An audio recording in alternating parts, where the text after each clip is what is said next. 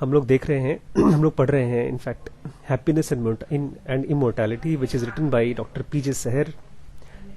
पीजे सहर ने इसमें गौतम बुद्ध की टीचिंग्स को बहुत ही आसान करके एक इस भाषा में हमको बताया है कि हमको भरोसा हो जाता है कि गौतम बुद्ध नाम का एक आदमी था और उसने कुछ ऐसी बातें कही जिसके जरिए जिसको हम चाबी की तरह यूज कर सकते हैं अपनी डेथ को सक करके बच करके साइड से निकल जाने के लिए।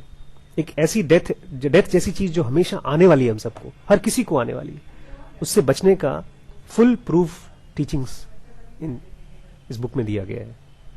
आई फील मेरी लाइफ में जो सबसे इंपॉर्टेंट बुक्स हैं उसमें से ये बुक जरूर इंक्लूड करूंगा मैं। थोड़ा सा पढ़ेंगे आज हम।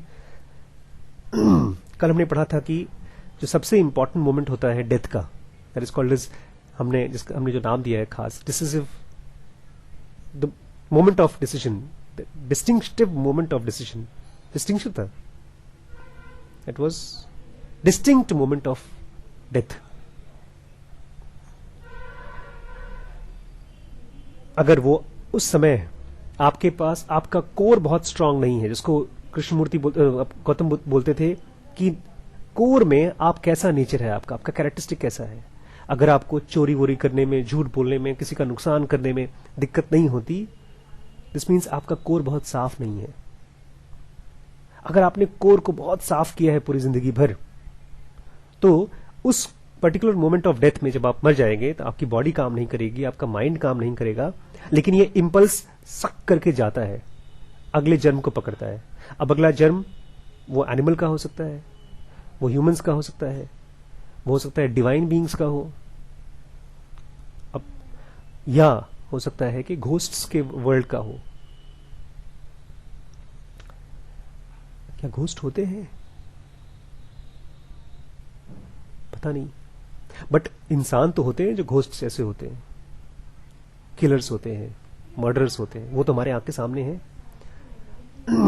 तो सचमुच में होता है ऐसा, और अगर होता है तो हम क्या कर सकते हैं? थोड़ा सा और पढ़ते हैं। ओनली लेटर, खाली बाद में, बड़ा अजीब चीज है। देखिए, मैंने इसका इनफैक्ट इस पैराग्राफ का नाम रखा है नो ट्रायल रूम। पैदा होने से पहले हमको एक ट्रायल रूम मिलना चाहिए ना, कि हम पैदा होकर देख लें कि ये वाला चाहिए कि नहीं, लेकिन ऐसा होता नहीं है।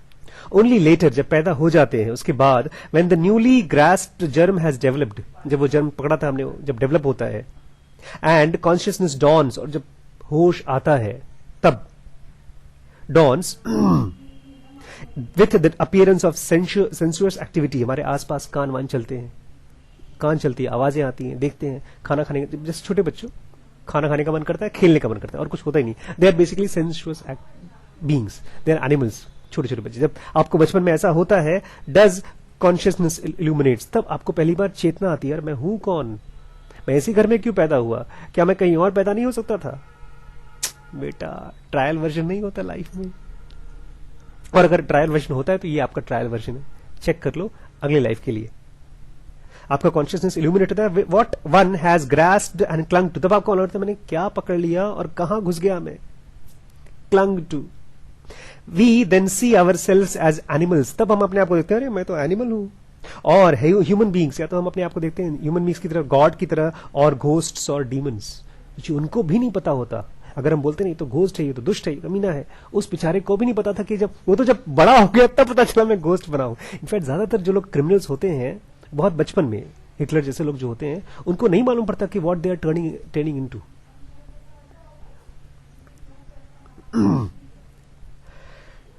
How much the higher realm into which we too can pass are the postulate of reason may be seen from the fact that even Kant grants them a degree of credibility.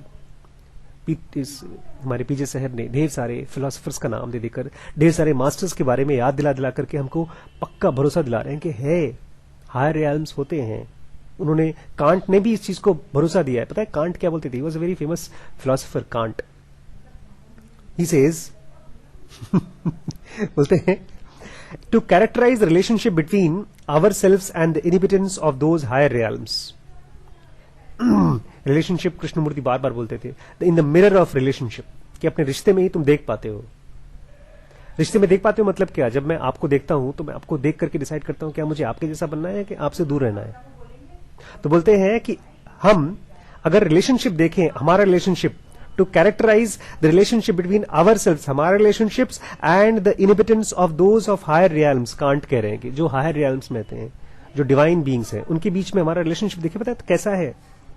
He cited Pope, उन्होंने Pope का example दिया, who claimed, जिसने claim किया था that such higher beings regarded Newton, जो higher beings होते हैं ना उनके लिए न्यूटन पता है क्या होता है? Newton was suppose to be one of the most genius human beings ever to be born. Newton है, आइंस्टीन है। तो बोलता है न्यूटन हायर बीइंग्स के लिए क्या है पता है? In much the same way as we regard an ape, जैसे हम बंदर को, एप मतलब बंदर, एप मतलब वो लंगूर, जैसे हमारे लिए लंगूर है अच्छा जानवर है, कितना अच्छी तरीके से कूदता है, फल खाता है, बाकी जानवरों से अलग लगता है वो। एक बंदर हमारे बहुत नजदीक लगता है, नहीं क्योंकि बहुत उतना वैसा नहीं होता जैसे बाकी जानवर होते हैं, तो ऐसे उनको भी लगता है तो भाई जानवर ही, न्यूटन है तो जानवर ही, लेकिन हमारे जैसा नहीं है, हमसे बहुत दूर है, लेकिन फिर भी उसके अंदर में कुछ पोटेंशियल है। इंटेलिजेंस होने से ही हम डिवाइन नहीं हो जाते हैं। गौथे ने बहुत अच्छे तरीके से खास बात बोली है, he was a famous poet of very long back. Goethe says man may man be noble, कि इंसान नोबल हो जाए, काश, आशीर्वाद दे रहे हैं। हेल्पफुल एंड गुड, दूसरों की सहायता करने वाला बन जाए और अच्छा बने। For this alone distinguishes him from all the beings he we know, क्योंकि इसी से इंसान बाकी जानवरों से अलग महसूस किया जाएगा। बाकी जानवर हैं वो, उनके अंदर अच्छाई नहीं है। एक जानवर दूसरे जानवर को अपना खाना ऑफर नहीं करता, खींचता है, छीनता है, लेकिन इंसान कर सकता है। उस अच्छाई को खाली इंसान ही कर सकता है।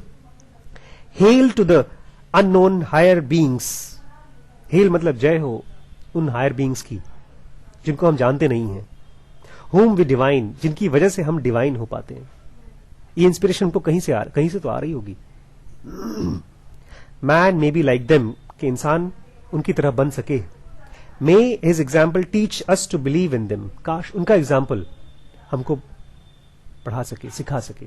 एक जीसस क्राइस्ट जब सूली पे चढ़ता है तो इंसान था, उसने खूब खूब खूब साफ किया अपना कोर को, कोर इतना साफ हो गया कि उसने पहली उड़ान भरी।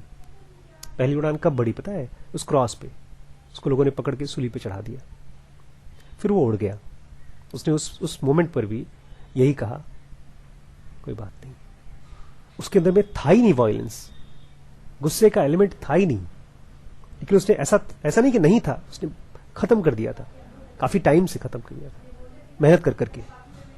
वही कह रहे हैं, मे हिज एग्जाम्पल्स टीच, उसने उनके एग्जाम्पल से सीखा, एंड देन ही बिकेम, बहुत डिवाइन वर्ड को वर्ब की तरह यूज किया है। बोलते हैं may human beings, higher beings whom we divine, जिनकी तरह हम डिवाइन हो जाए। बाकी कल